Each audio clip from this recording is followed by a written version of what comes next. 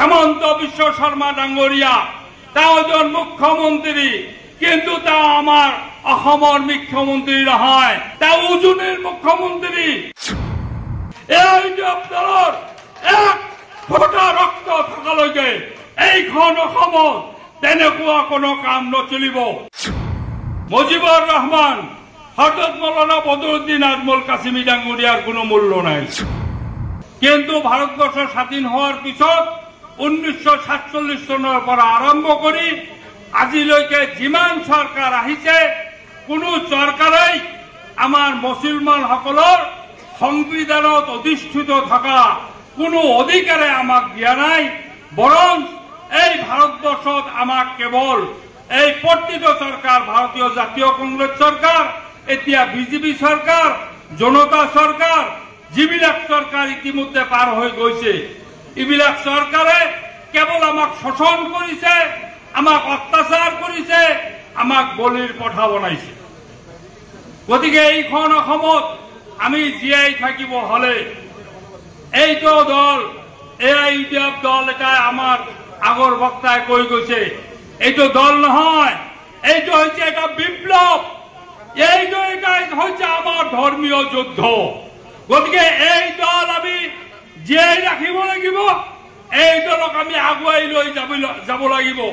আপোনালোকে ইতিমধ্যে দেখিবলৈ পাইছে হেমন্ত বিশ্ব শৰ্মা ডাঙৰীয়া তেওঁ এজন মুখ্যমন্ত্ৰী, কিন্তু তেওঁ আমাৰ অসমৰ মুখ্যমন্ত্ৰী নহয়, তেওঁ উজনিৰ মুখ্যমন্ত্ৰী, নামনিৰ মুখ্যমন্ত্ৰী নহয়। আপোনালোকে দেখিবলৈ পাইছে এই তেওঁৰ যিবিলাক বক্তব্য বিধানসভাত দাঙি ধৰিছে, মই এইবিলাক বিতং নকওঁ। এই বক্তব্যৰ বিৰুদ্ধে যদি বলিষ্ঠভাৱে পদক্ষেপ লৈছে, তেনেহলে কোনে লৈছে? মুজিবুৰ ৰহমান ডাঙৰীয়া লৈছে। যদি বলিষ্ঠ পদক্ষেপ লৈছে, কোনে লৈছে? ডক্টৰ হাফিজ ৰফিকুল ইছলাম ডাঙৰীয়া লৈছে।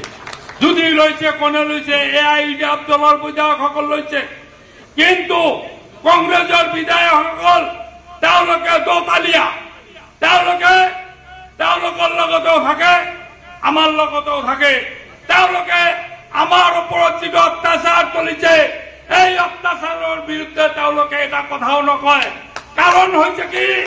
তেওঁলোকে এটাই কথা কয় যে আমি ধৰ্ম নিৰপেক্ষ দল, আমি হিন্দু মানুহৰ বিৰুদ্ধে নকম। আৰে ভাই, আমিও তো হিন্দু মানুহৰ বিৰুদ্ধে নকওঁ, আমিও তো হিন্দু মানুহৰ বিৰোধী নহয়, হিন্দু ভাইসকলৰো আমি বন্ধু। কিন্তু আমাৰ জাতৰ ওপৰত অন্যায় কৰিব, আমাৰ জাতক অৱহেলিত কৰিব, আমাৰ জাতক কুৰবানী কৰিব, আমাৰ মছজিদ ঘৰ ভাঙিব, আমাৰ মাদ্ৰাছা ভাঙিব, আমাৰ মাটি ল'ব, আমাক উচ্ছেদ কৰিব, এনেকুৱা আমাৰ গৰাখহনীয়াৰ কোনো প্ৰতিৰোধ নকৰিব। এইটো কবলৈ গৈ যদি হযৰত মৌলানা বদৰুদ্দিন আজমল কাসিমি ডাঙৰীয়া, এইটো কবলৈ গৈ যদি মুজিবুৰ ৰহমান ডাঙৰীয়া, এইটো কবলৈ গৈ যদি আমাৰ এআইইউডিএফ দলৰ বিধায়কসকল, এইটো কবলৈ গৈ যদি এআইইউডিএফ দলৰ আপোনালোকৰ আমালোকৰ সংগঠন, যদি এইটো কবলৈ গৈ যদি আমি এটা একপক্ষীয় কথা কৈ আছো, তেনেহলে এনেকুৱা একপক্ষীয় কথা আমি হাজাৰবাৰ কম, বিধানসভাত কম, ৰাস্তাত কম, অফিচত কম, ডিচি অফিচত কম, প্ৰতিটো ঠাইত কম। আমাৰ ৰক্ত বিলীন কৰি দিম, আমাৰ জাতৰ কাৰণে আমি ৰক্ত বিলীন কৰি দিম। আমি অন্যায়ভাৱে নহয়, আমাৰ অধিকাৰৰ ভাৱে। আমি কাৰো অধিকাৰ খৰ্ব কৰিবলৈ নাযাওঁ, কিন্তু আমাৰ অধিকাৰ কোনোবাই খৰ্ব কৰিলে তেনেহলে এআইইউডিএফ দল বহি নাথাকে।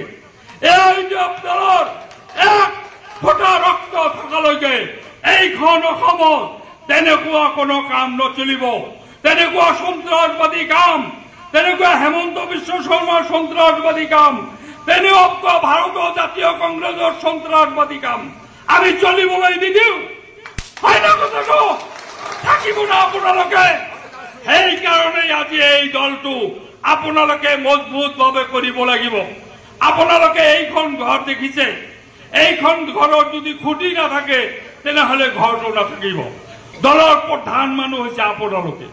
আপোনালোকে যদি বলিষ্ঠ পদক্ষেপ নলয় তেনেহলে মই শামসুল হুদা, মুজিবুর রহমান, হযরত মৌলানা বদরুদ্দিন আজমল কাসিমি ডাঙ্গুরিয়ার কোনো মূল্য নাই। মূল্য হয়েছে আপোনালোকে বলিষ্ঠ পদক্ষেপ লওক, গ্রাসরুটটো আপোনালোকে শক্তিশালী করক।